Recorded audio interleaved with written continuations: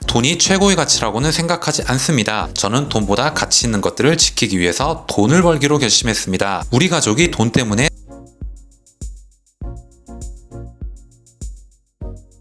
안녕하세요. 따뜻한 하루 그리고 독서 따독따독 시작하도록 하겠습니다. 오늘은 최근에 이슈가 되고 있는 책 중에 하나인 Keep Going이라는 책에 대해서 여러분들과 이야기를 나눌 건데, 여러분들 유튜브를 보시거나 자기개발이나 부자가 되는 방법에 대해서 관심이 많으신 분들이라면 유튜버 신사임당 주원규님을 아마 알고 계실 건데요. 그분이 최근에 쓴 책 중에 하나입니다. Keep Going의 나는 월 1000만원을 벌기로 결심했다 라는 책에 대해서 유튜버 신사임당 주원규님이 어떤 사람인지에 대해서 한번 간단히 말씀을 드리고요. 이 책의 프롤로그에서 제시하고자 하는 큰 주제에 대해서 간단히 말씀을 드린 다음에 삶의 변화와 변곡점에서 많은 실패와 경험을 쌓은 이 신사임당 주원규님의 입장에서 과연 얻은 건 무엇인지에 대해서 얘기하는 부분이 있었습니다. 어떻게 월 1000만원을 벌기로 결심을 하게 됐는지, 평소에 궁금하셨다거나 부자가 되는 법에 대해서 관심이 많으셨다면 오늘 영상 끝까지 보시면 도움이 될 것 같습니다. 영상을 시작하기에 앞서서 좋아요 그리고 구독도 꼭 부탁드릴게요. 여러분들도 다 알다시피 신사임당님은 대학 졸업 후에 SBS 미디어넷, 한국경제TV 증권팀에서 PD로 일했던 이력이 있습니다. 그때 당시에는 지하 단칸방에 살다가요, 돈을 모으겠다라고 결심을 하고 열심히 전략해서 직장 생활하면서 부동산 임대업, 온라인 쇼핑몰 부업 등으로 돈을 벌었고요. 그 이후에 회사를 퇴사한 다음에 오프라인 매장 운영, 유튜브 방송을 시작하면서 사업가로 성장하고 있다라고 얘기를 합니다. 현재 재테크를 하고 싶어하는 2040 세대에게 폭발적인 인기를 얻고 있죠. 그만큼 많이 이슈가 되었던 유튜버라고 보시면 될 것 같습니다. 이 책의 프롤로그 머릿말에서는 이런 얘기를 가져가고 있습니다. 나는 돈을 벌기로 결심했다. 안녕하세요. 신사임당으로 활동하고 있는 주원규입니다. 많은 분들이 저에게 묻습니다. 당신이 부자냐?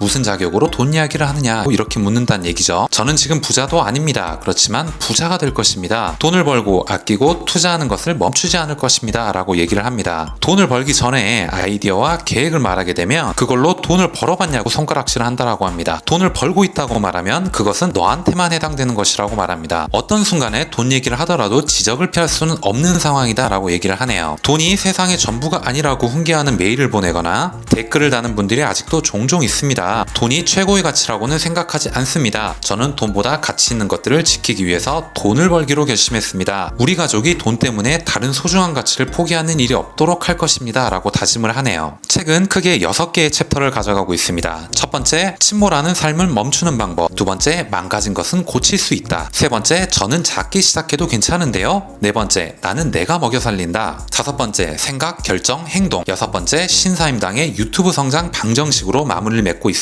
그러면 신사임당 주원규님, 삶의 변화, 전환점, 도전과 실패, 그것에서 무엇을 얻었나 라는 부분에 대해서 얘기를 나눠보도록 하겠습니다. 이 책은 전반적으로 경험이나 과거의 일화를 실제로 다루고 있습니다. 취업이라는 관문을 운 좋게 통과한 이후에 삶의 목표를 잃어버렸다 라고 얘기를 하네요. 회사에서 20년에서 30년 매일 똑같은 삶을 반복하다가 은퇴하고 늙어갈 것이라는 생각이 들었다라고 합니다. 거의 매일 같은 업무를 하고 퇴근 후 게임과 텔레비전 프로그램, 인터넷 웹툰에 빠져 살았다라고 얘기를 하네요. 5년 뒤 10년 뒤가 되면 무언가 다른 모습으로 살고 있겠지, 지금보다 더 나은 삶을 살고 있겠지, 이런 안일한 긍정에 빠져 현실에 눈을 감고 살았다라고 얘기를 합니다. 나는 변화하기로 했다. 조금이라도 긍정적인 생각과 의욕이 생겼을 때 나아가야 할 방향들을 컴퓨터의 바탕화면에 적었다라고 얘기합니다. 이 부분에서 저는 목표의 가시화에 대해서 좀 생각을 해봤습니다. 죽도록 하기 싫었지만 바탕화면에 적어놓은 것들을 느릿느릿 아주 천천히 시도했다라고 얘기를 합니다. 도전이라고 하기에도 창피한 시도들을 하나둘 채워가면서 삶의 방향이 아주 천천히 변하기 시작했다라고 얘기를 하네요. 주원규님은 이렇게 얘기합니다. 도전, 노력에 대한 반전, 열심히 살았더니 인생이 최악이 되더라 라는 겁니다. 이게 무슨 얘기냐, 30년 동안 모은 4천만 원을 가지고 처음으로 장사에 도전했다라고 얘기를 합니다. 부족한 돈은 동업자를 만나서 해결을 했는데 한 달 정도 준비할 시간을 벌기 위해 과감히 이직을 했다라고 합니다. 10명 중 9명은 망한다는 이 자영업을 준비하면서 잠도 거의 안 자고 혼신의 힘을 다했다라고 표현하네요. 평생 모은 돈과 내가 가진 모든 능력을 투입했고요. 이직을 해서 쥐어짜낸 시간까지 모두 갈아 넣었다라고 얘기를 합니다. 그 결과는 매달 400만 원 가량의 적자였다라고 하네요. 결국 동업자와 나는 인간의 밑바닥을 보이면서 싸웠다라고 합니다. 결국 돈 앞에서는 어쩔 수 없다라는 걸 표현하고 싶었던 것 같아요. 이때 중요한 것을 한 가지 배웠다라고 하는데, 소중한 것을 지키기 위해서는 돈이 필요하다라는 것이었습니다. 텔레비전에 나오는 성공한 사람들이 이야기하는 것처럼 목표를 향해 헌신하는 열정적인 삶, 이것이야말로 사업에 성공하기 위해서 치러야 하는 대가 될까라고 생각했다라고 합니다. 궁지에 몰려서야 온라인 광고, 마케팅을 공부했고요. 지옥 같은 사업을 돌려세울 수 있었다라고 표현합니다. 그 과정에서 배운 것이 있다라고 하면 잘 되는 건 운이구나 라는 것이었다라고 하네요. 조금은 씁쓸하긴 하지만 주원규님이 경험한 것은 이랬다라는 걸 지금 얘기를 하는 거예요. 성공이 운이었다라고 생각을 하면서 하는 말이 4천만 원이 있었다면 40만 원짜리 게임을 100번 한다는 자세로 도전했어야 했다라는 겁니다. 나는 더 작은 사업을 했어야 했다. 평생 모은 돈을 쏟아붓고 억지로 쥐어짠 열정과 시간 그리고 체력을 갈아 넣는 대신 더 작고 지속 가능하면서 운을 맞이할 확률을 필연에 가깝게 만들 수 있는 게임을 했어야 했다라고 얘기를 합니다. 내가 쇼핑몰을 한 이유가 여기에 있다라고 얘기를 합니다. 본인이 외모가 잘생겼거나 말솜씨가 뛰어나거나 특출난 재능이 있었다면 뭔가 다른 걸 했을 것이지만 나는 아무것도 없었기 때문에 다른 사람들이 만들어 놓은 것들을 팔기 시작했다라고 표현합니다. 강남에서 사든 강릉에서 사든 똑같은 아이폰이다. 이것이 공산품의 위력이라고 생각한다 라고 얘기를 합니다. 처음에는 실패했지만 계속된 실패에도 부담감이 없었습니다. 한 번의 시도에 수십만 원밖에 쓰지 않았기 때문이다 라고 얘기를 하는데 그러다가 언젠가 돈이 벌리기 시작했다라고 표현을 하고 그때부터는 멈출 수가 없었다라고 얘기를 합니다. 돈 버는 인생의 특징을 얘기를 하는데 공급을 시도하는 삶을 살면 돈이 벌리고 소비를 시도하는 삶을 살면 돈이 사라진다라고 얘기를 합니다. 수많은 부자들, 백만장자들이 얘기하는 성공 철학을 다루는 책들을 보면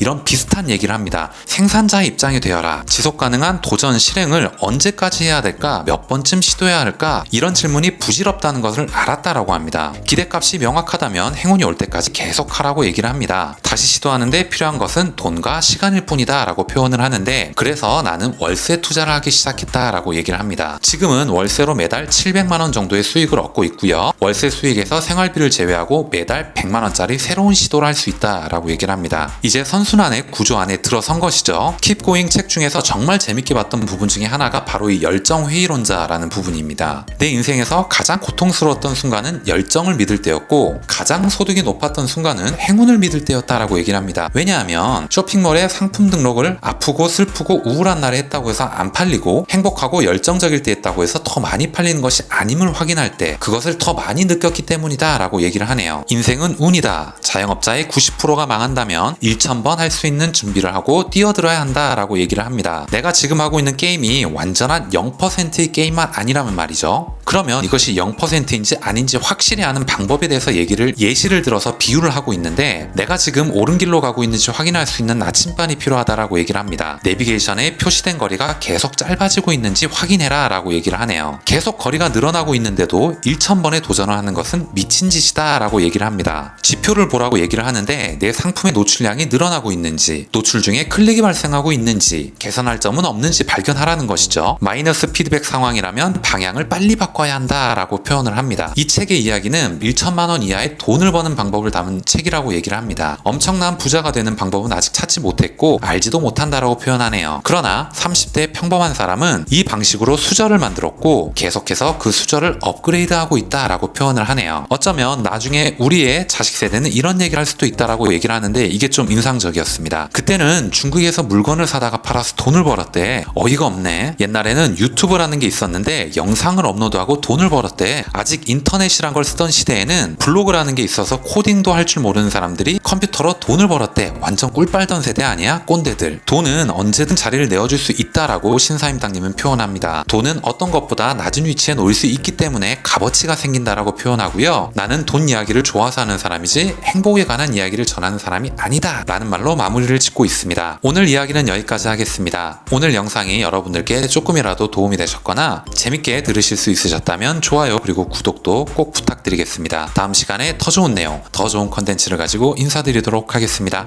감사합니다.